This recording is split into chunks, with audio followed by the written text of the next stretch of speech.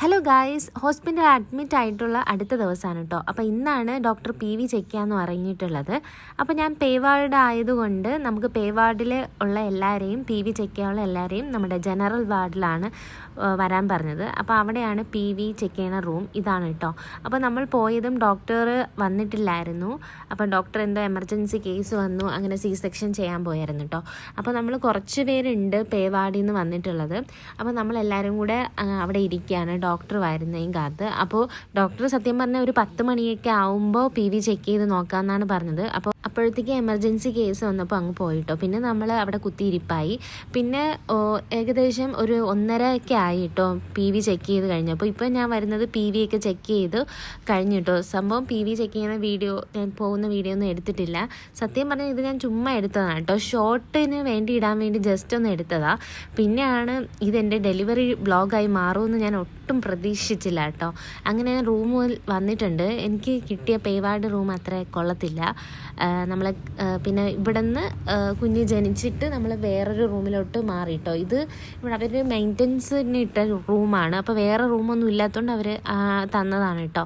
അപ്പോഴത്തേക്കും ഞാൻ രാത്രി ആയിട്ടുണ്ട്. രാത്രിയല്ല, ഒരു 6 മണി ആയിട്ടുണ്ട്. അപ്പോൾ അമ്മയും ഒക്കെ ഋതുവൊക്കെ വന്നിട്ടുണ്ട് കേട്ടോ. അപ്പോൾ അച്ഛനും അമ്മയും ഓൾറെഡി എൻ്റെ അടുത്തുണ്ടായിരുന്നു. അപ്പോൾ അമ്മയൊക്കെ വന്നിട്ടുണ്ട്. എനിക്ക് പെയിൻ ഉള്ള കാരണം അവർ പോയില്ല. അമ്മു ഷമ്മിച്ചേട്ടൻ വന്ന് വിളിച്ചുകൊണ്ട് പോയിരുന്നു കേട്ടോ. അപ്പോൾ എൻ്റെ അമ്മയ്ക്കാണെങ്കിൽ ഇങ്ങനെ പെയിൻ വരുമ്പോഴേക്ക് ഭയങ്കര ടെൻഷനാണ് കാര്യങ്ങളും. അതുകൊണ്ട് അമ്മേനെയും കൂടെ 2 അമ്മമാരും കൂടെ നിന്ന് കേട്ടോ. അപ്പോൾ എനിക്ക് ഇടയ്ക്ക് പെയിൻ വരും പോവും അങ്ങനെയാണ്. അപ്പോൾ നമ്മൾ അവിടെ പോയി പറഞ്ഞായിരുന്നു. ഡോക്ടർ PV ചെക്ക് ചെയ്ത് നോക്കിയപ്പോൾ തന്നെ നേരത്തെ പറഞ്ഞായിരുന്നു എന്താ ഡയലേഷൻ ആയിട്ടുണ്ട്. 2-2.5 സെൻറ്റിമീറ്ററോളം ഡയലേഷനും നല്ല സോഫ്റ്റ് ആയിട്ടുണ്ട്. അപ്പോൾ എപ്പോഴും വേണമെങ്കിലും പെയിൻ വരാം. പെയിൻ വന്നാൽ നമ്മുടെ ലേബർ റൂമിലോട്ട് ഓടി വായോ എന്നാണ് പറഞ്ഞത്. അപ്പോൾ ഉച്ചയ്ക്ക് PV ചെക്ക് ചെയ്തിട്ട് എനിക്കൊരു 6 മണിയൊക്കെ ആയപ്പോഴാണ് പെയിൻ സ്റ്റാർട്ട് ചെയ്തത് കേട്ടോ. ആദ്യം സ്റ്റാർട്ട് ചെയ്തപ്പോൾ ചെറിയൊരു പെയിനേ ഉള്ളത്. പിന്നെ പെയിൻ കൂടി വന്നു കേട്ടോ. അങ്ങനെയാണ്. പിന്നെ ഞാൻ മാക്സിമം കൺട്രോൾ ചെയ്ത് നിന്നു. കാരണം നമ്മൾ ആദ്യമേ ചെറിയൊരു പെയിൻ വന്നപ്പോഴേ നമ്മൾ ലേബർ റൂമിൽ പോയാൽ അവിടെ പിടിച്ച് കിടത്തും.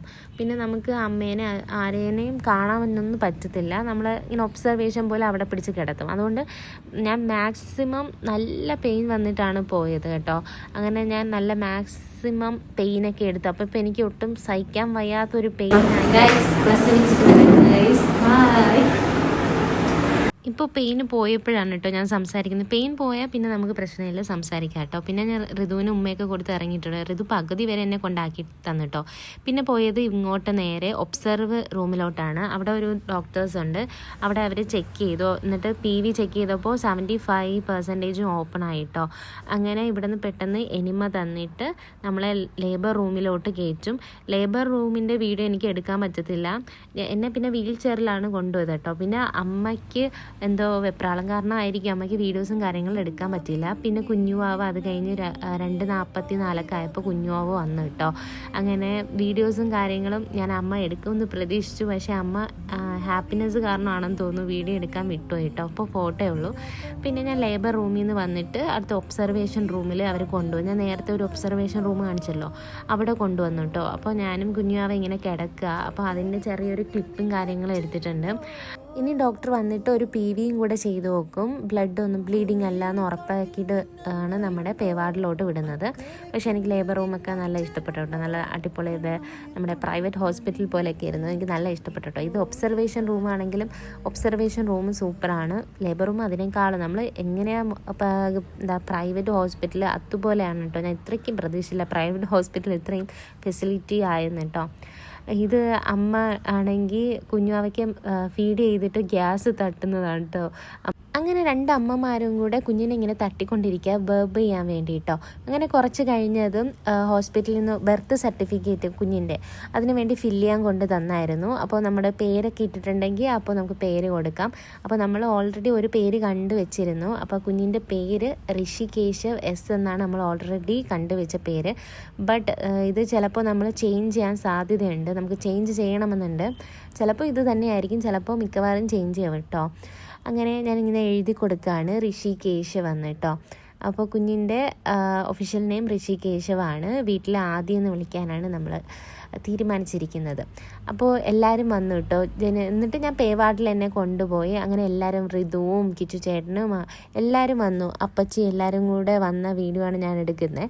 ഫസ്റ്റ് ഋതു താഴെ ഇറങ്ങാതെ മേളിൽ കയറി ഇരുന്നു. എന്നിട്ട് പയ്യെ താഴെ ഇറങ്ങിയിട്ടുണ്ട്. എന്നിട്ട് കുഞ്ഞിനെ അറിയാത്ത പോലെ ഇങ്ങനെ കാണിക്കുക ഓരോ കോപ്രായങ്ങൾ. ചിരിപ്പിക്കാൻ വേണ്ടിയാണ് ആൾ ഉദ്ദേശിക്കുന്നത് കേട്ടോ. എന്നിട്ട് ഓരോ കോപ്രായങ്ങൾ കുഞ്ഞിനെ കാണിച്ചു കൊടുക്കുന്നത്. അച്ഛനാകുമ്പോൾ കൊച്ചു ചിരിക്കുമെന്നാണ് കൊച്ചിൻ്റെ വിചാരം. പക്ഷേ ചിരിക്കുന്നില്ല. കൊച്ചിനിപ്പോൾ ഒന്നും അറിയില്ലല്ലോ. അങ്ങനെ അവൾക്ക് നല്ല ഇഷ്ടപ്പെട്ടിട്ടുണ്ട്. അവൾക്ക് ആദ്യം ഗേൾ ബേബി വേണമെന്നായിരുന്നു, ഇപ്പോൾ ബോയ് ആയിരുന്നു. അപ്പോൾ നമുക്കൊരു ഡൗട്ട് ഉണ്ടായിരുന്നു ഇഷ്ടപ്പെടുവോ ഇല്ലേന്ന്. പക്ഷേ ആൾ ഇപ്പോൾ ഭയങ്കര ആക്റ്റീവാണ്. ചേച്ചി അമ്മയുടെ സ്ഥാനം പോലെയാണ് ഇപ്പോൾ എല്ലാം ചെയ്യട്ടോ. കുഞ്ഞവരുടെ കാര്യങ്ങളായിരുന്നാലും അവൾ നോക്കി ഇങ്ങനെ വയ്ക്കുക, നമ്മൾ വലിയ മുതിർന്നവരെങ്ങനെയൊക്കെയാണ് ചെയ്യുന്നതെന്ന്. അപ്പോൾ ആൾ ഫുൾ ഹാപ്പിയാണ് കേട്ടോ. അപ്പോൾ ഞാൻ കുറച്ച് വീഡിയോസ് എനിക്ക് എടുക്കാൻ പറ്റിയിട്ടുള്ളൂ. ഞാൻ ഒരിക്കലും പ്രതീക്ഷിച്ചില്ല ഇതൊരു ഡെലിവറി വ്ളോഗ് വീഡിയോ ആയി മാറുന്നു കേട്ടോ. അങ്ങനെ കുറച്ച് എൻ്റെ കയ്യിലുള്ള ക്ലിപ്പിങ്സാണ് ഞാൻ ഇതിൽ ചേർത്തിട്ടുള്ളത്. ഡെലിവറിക്ക് പോകുന്ന സമയത്തൊന്നും ഞാൻ വീഡിയോസും കാര്യങ്ങളും എടുത്തില്ല. ആ പെയിനിൽ നമുക്ക് എടുക്കാനും തോന്നത്തില്ല. എന്ന് വെച്ചാൽ അത്രയ്ക്ക് പെയിൻ വരുമല്ലോ, അതുകൊണ്ട് എടുക്കാനും തോന്നും. അല്ലെങ്കിൽ ഞാൻ പറഞ്ഞേനെ എടുക്കാൻ പറഞ്ഞേനെ. അങ്ങനെ കേട്ടോ. അങ്ങനെ എല്ലാവരും അപ്പോൾ നമ്മൾ റൂമൊക്കെ ഒന്ന് ചേഞ്ച് ചെയ്തിട്ടുണ്ട്. അപ്പോൾ ഇതാണ് ഇന്നത്തെ ഡെലിവറി വ്ളോഗ് വീഡിയോ.